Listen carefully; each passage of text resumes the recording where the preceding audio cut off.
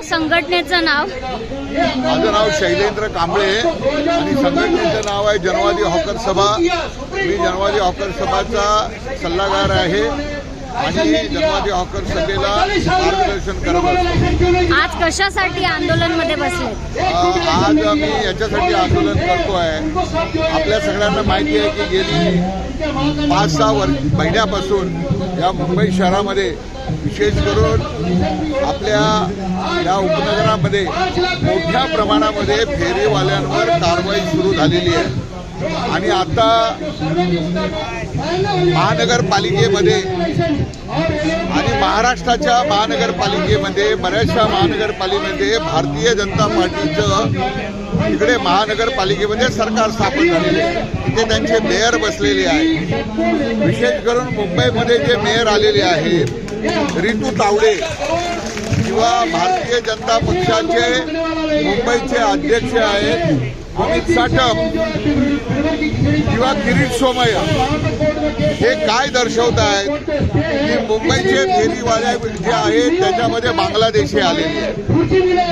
अरे आमचं म्हणणं आहे की इथे जे बसलेले जे सगळे फेरीवाले आहेत हे बांगलादेशी फेरीवाले नाही आहेत, हे महाराष्ट्रातले फेरीवाले आहेत। दुसरा महत्वाचा मुद्दा असा आहे की 1980 साली गिरण्या बंद झाल्या आणि गिरण्या बंद झाल्याच्या नंतर लोकांचे जगण्याचे हाल बेहाल झाले। अशा वेळी गिरण्यातली लोक रस्त्यावर येऊन त्या ठिकाणी भाजीपाला विक्री करण्याचं काम आणि कडधान्य विक्री करण्याचं काम करू लागले आणि त्यातून हळूहळू त्यांचं जे आहे ते उदरनिर्वाह व्हायला लागला।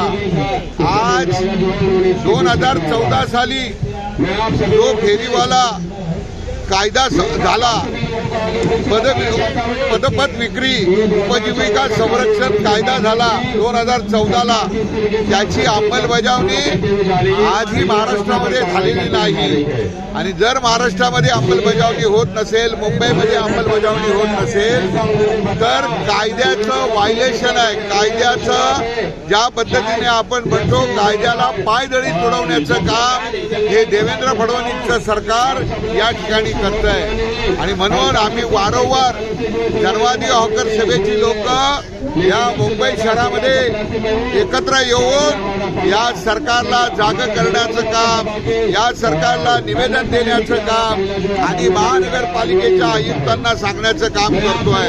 परंतु महानगरपालिकेचे आयुक्त आणि मुंबईचे पोलीस आयुक्त हे दोघंही मिळून मुंबईच्या फेरीवाल्यांवर मोठ्या प्रमाणामध्ये कारवाई करतायत आणि त्यांचं जीवन उद्ध्वस्त करतायत।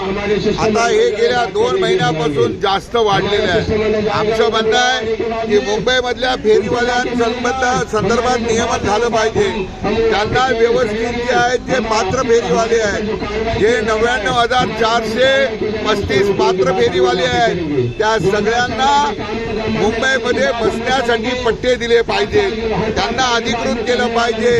त्याच्यासाठी जी काय व्यवस्था करता येईल ती व्यवस्था या मुंबई महानगरपालिकेने ती केली पाहिजे हे आमचं म्हणणं आहे आणि म्हणून फेरीवाल्यांवर जो होणारा अन्याय आहे, आता फेरीवाला सगळ्यात जास्त जो भरडला जातोय तो कशामुळे तर महानगरपालिका आणि पोलीस प्रशासन हे त्यांच्यावर कारवाई करतंय। 1250 रुपयाचं त्यांच्यावर अशा पद्धतीचा दंड वसुली केला जातो। एका फेरीवाल्याकडून दिवसातून 3 वेळा दंड वसुली केला जातो आणि म्हणून फेरीवाला त्रस्त झालेला आहे। आता तुम्ही बघितलं कांदवलीच्या लोखंडवाल्यामध्ये ज्या पद्धतीने फेरीवाला त्या ठिकाणी रस्त्यावर आला। आमचं म्हणणं आहे की आम्ही कायद्याचं राज्य मानतो, आम्ही शांततेने आंदोलन करून पाहतो आणि आमचं म्हणणं आहे की आम्ही अधिकृतरित्या संविधानिकरित्या आम्ही जी काय मांडणी करतोय त्या मांडणीच्या आधारावर जर टाउन वेंडिंग कमिटी झाली पाहिजे। टाउन वेंडिंग कमिटी झाल्याच्या नंतर तिथे त्या कमिटीच्या नियमित बैठका झाल्या पाहिजेत आणि त्याच्या माध्यमातून त्याला QR कोड द्यायचा असेल, लायसन द्यायचं असेल, हे टाउन वेंडिंग कमिटीने केलं पाहिजे। परंतु ते काम या मुंबई शहरामध्ये आणि महाराष्ट्रामध्ये कुठेही होत नाही. आणि म्हणून आज जनवादी हॉकर सभा असेल की CI2 ज्या जनवादी हॉकर सभेला मार्गदर्शन करते त्या CI2च्या वतीने महाराष्ट्राच्या 10 ते 15 जिल्ह्यामध्ये आज अशा पद्धतीचं आंदोलन चालू आहे. सरकारचं असं म्हणणं आहे जे बेकायदेशीर आहे, ज्यांच्याकडे प्रमाणपत्र नाहीये त्यांच्यावर कारवाई केली जाते. बेकायदेशीर कोणीच नाही. आमचं काय म्हणणं आहे, तुम्ही 94,435 फेरीवाले निश्चित केलेले आहेत, त्या लोकांना द्या. आणि तेच लोक आहेत हे जे आलेले आहेत तेच लोक आहेत कोण बेकायदेशीर नाही आहेत. आणि सरकारकडे महानगरपालिकेकडे 94,435 एवढ्या लोकांची त्यांच्या वेबसाईटवर सगळ्यांची यादी आहे. आणि त्यामुळे बेकायदेशीर कुठून असणार. म्हणून बेकायदेशीर हा फार्स आहे.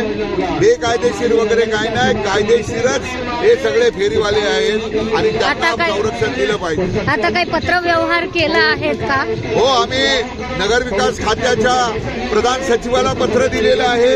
या ठिकाणी महानगरपालिकेच्या आयुक्तांना पत्र दिलेलं आहे. आम्ही आजच्या या जो आमचा कार्यक्रम आहे या कार्यक्रमाच्या माध्यमातून महानगरपालिकेचे आयुक्त यांना पत्र देऊन त्यांना सांगितलंय की मुंबई पोलीस आयुक्त आणि तुम्ही काय बोलणं झालंय त्यांच्यासोबत? त्यांच्याकडून अजून काय बोलणं झालेलं नाही.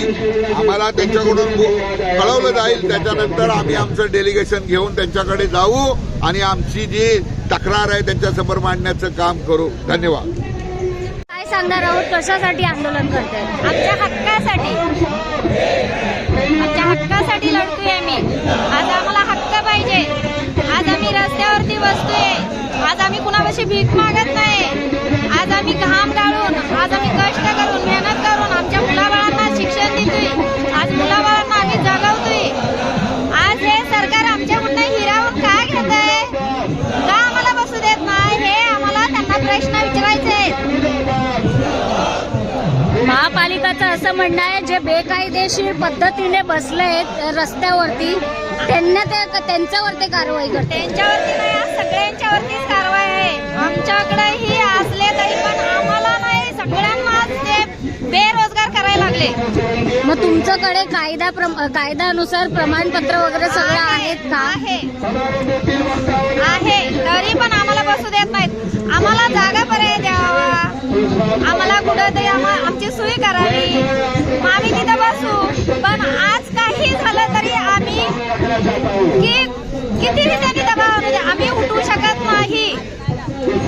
आम्हाला आत टाकू द्या, आम्हाला काही करू द्या, आम्ही अजिबात उठणार नाही. धुंदवले तुम्ही मोठंच त्याच्यावरती. कुठे कामं करता तुम्ही फेरीचा? मानपूर, महाराष्ट्र नगर. तर आज काय मागणी आहे तुमची, अपेक्षा काय आहे? आज अपेक्षा आहे की त्यांनी आम्हाला की जे आमची जी मागणी आहे की लायसन द्यावं, हे त्यांनी लायसन द्यावं. जिथं ज्यांना असे धंदे लावायला जागा नाही तर त्यांनी एक मार्केट बनवून शेती द्यावं. एवढी आमची फक्त मागणी आहे त्यांच्याकडे, बाकी काही नाही. जर नाही ऐकलं तर पुढचं पाऊल काय असणार? नाही ऐकलं तर आम्ही आमच्या मनाने काही करायचं ते आम्ही ठरवू. आता सांगून शेती नाही काय करणार. ज्या आम्हाला वाटेल त्यावेळेस आम्ही करू, त्यावेळेस आम्ही रस्त्यावर उतरू.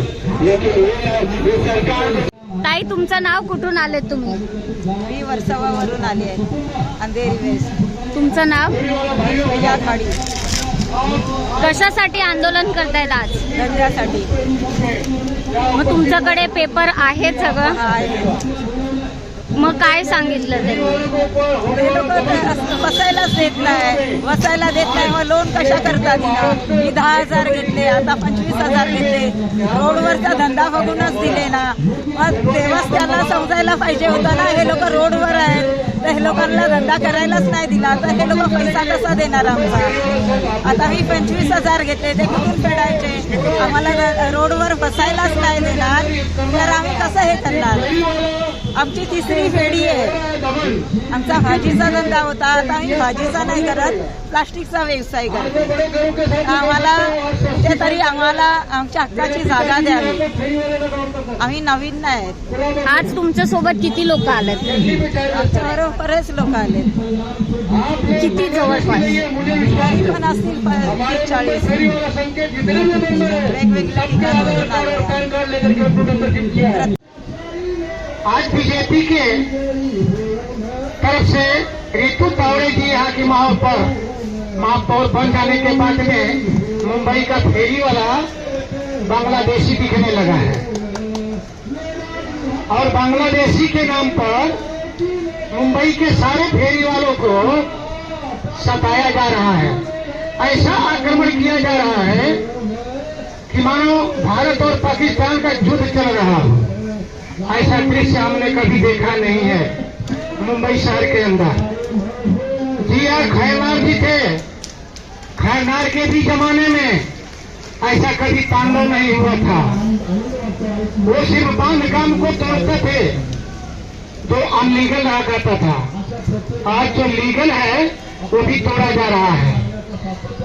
मालाड के अंदर, पीएल वार्ड के अंदर वो हालात है कि प्राइवेट जगह